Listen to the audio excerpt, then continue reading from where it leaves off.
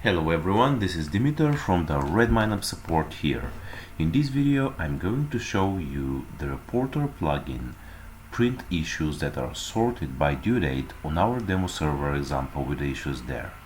So it is already provided example with already provided source code and a screenshot here as an example. However, I'm going to demonstrate it live on our demo server to see how it works on the issues there. So we go to our demo, that is demo.redmineup.com, and then sign in with the credentials. Okay, so we go to administration and then reporter, plugins and then reporter, and then configure, and here on the report templates we click new report template. So yeah, we are going to name it, for example, issues sorted by due date, type issues list, as there are going to be a lot of issues, and then portrait or landscape, it is up to you. So we are going to leave it to portrait. Alright, so we copy paste this source code of the template and create it. Okay, so now we go to some specific project, for example Agile, and then click on issues. Okay, so we click all of them and then click right on the marked ones and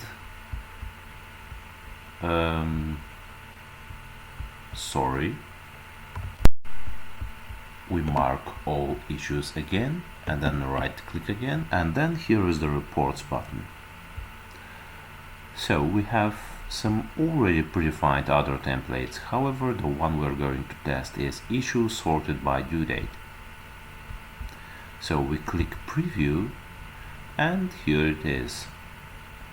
Ascending sort, there are some tickets here that do not have due date, so they are just blank here, and the others are indeed ascending. So we have 24th of September 2023, then 25th, 27th. Okay, so we go to the descending.